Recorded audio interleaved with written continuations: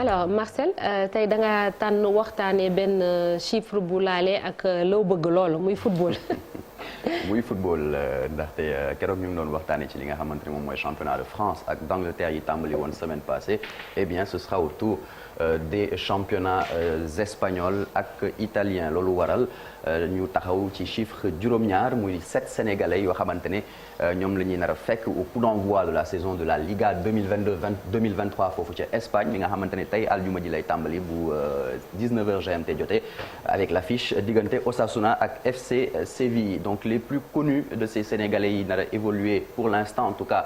foofu ca Espagne mu di Boulaye Dia au niveau de Villarreal Youssouf Sabaly tamit au niveau du Betis Séville ak Amath Ndiaye à Majorque et puis les moins connus mu di Pathé Ciss moom nga xamante ne c'est le jeune frère de Saliou Ciss moom c'est un milieu défensif qui évolue au Rayo Vallecano et puis qui dit Nicolas Jackson donc il y a bien un Jackson sénégalais donc milieu offensif nekk Villarreal Sékou Gassama tamit un attaquant qui joue au Real Valladolid et puis Mamadou Mbaye nekk défenseur central di évoluer ca Cadiz nag moom supporter Barcelone yi xam nañ équipe boobu baax a baax donc c'est un chiffre maa ngi ko doon wax qui pourrait évoluer donc en fonction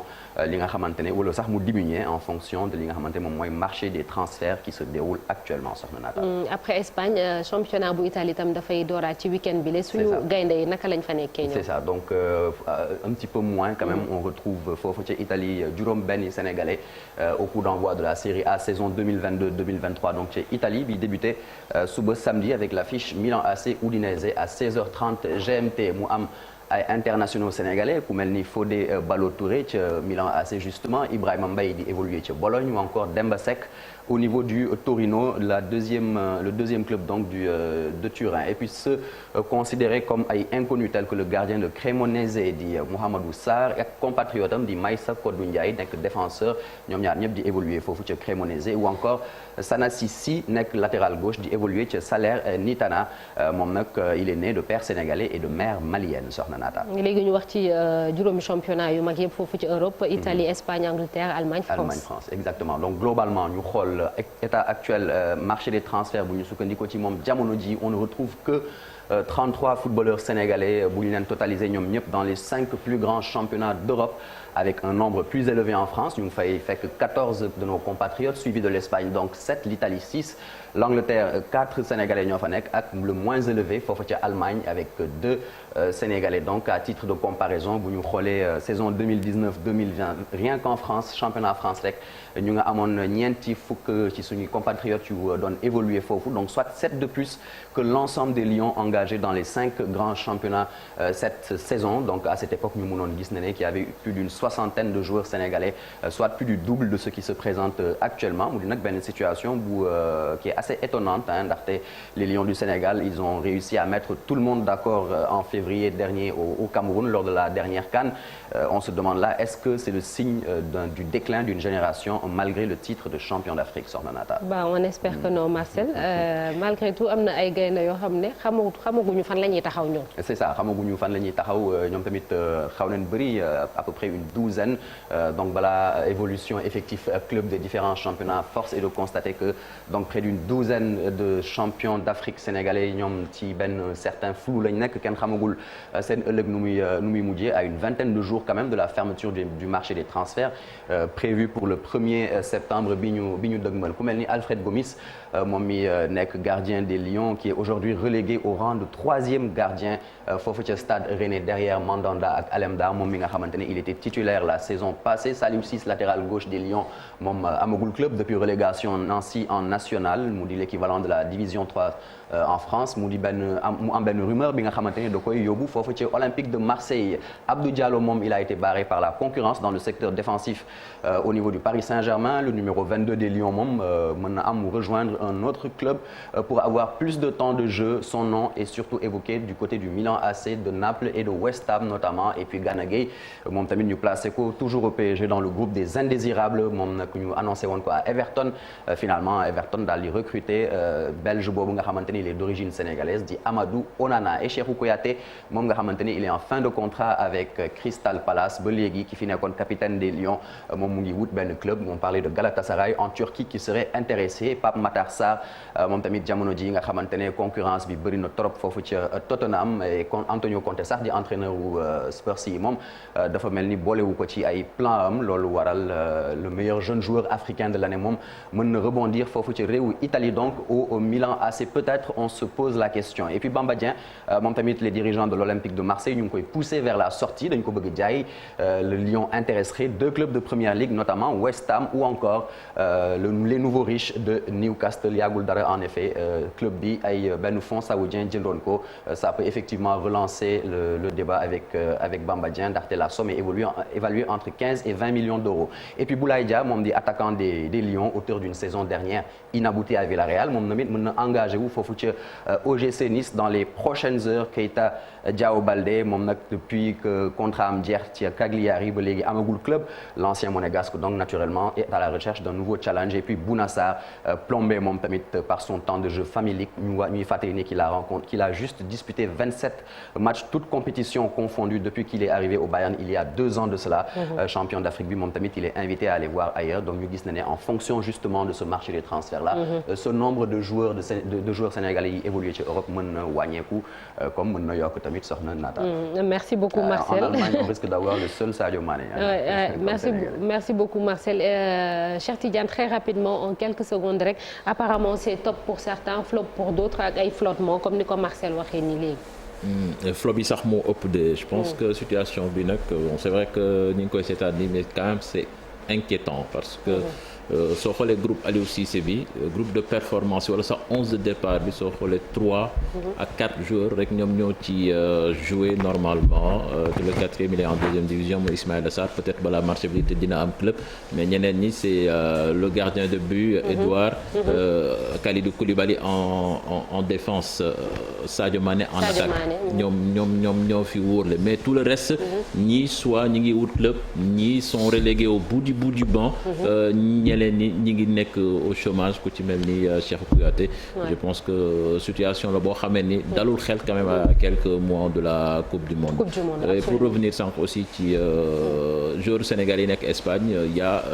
Nicolas Jackson bi Marcel doon wax sànq ancien du Casa Sport qui est au Villarreal je pense que ren ça peut être quand même la saison la saison où il va exploser parce que déjà ci préparation yi wane na ay dispositions yu am solo et c'est un profil très très intéressant. On l'espère bien pour lui. Merci beaucoup Cheikh Tidiane Diaw dañuy jàll ci de quoi est-il le nom.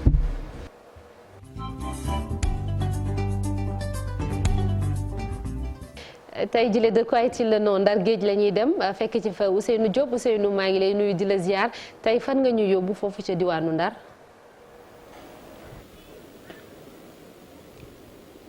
jërëjëf de quoi est-il le nom ci diwaan Ndar géej tey jile Sénéfa Bougou la ñuy waxtaane Sénéfa Bougou nag village la woon village boo xamante ni ci biir Ndar la woon Sénéfa Bougou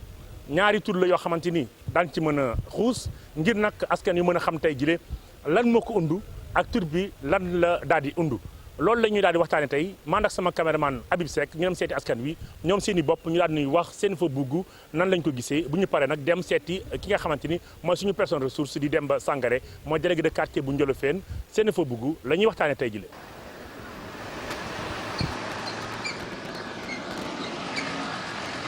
Pape ñu ngi lay ziar. ñoo ngi delloo ziar. tur bi nan la. Mbaye Kane.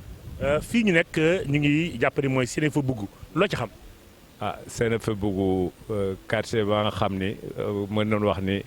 bu additif la si Ndiolofène parce que Sénéfa Bougou mën nga ni Ndiolofène extension la mais fii avant ay bambara rek fi dëkkoon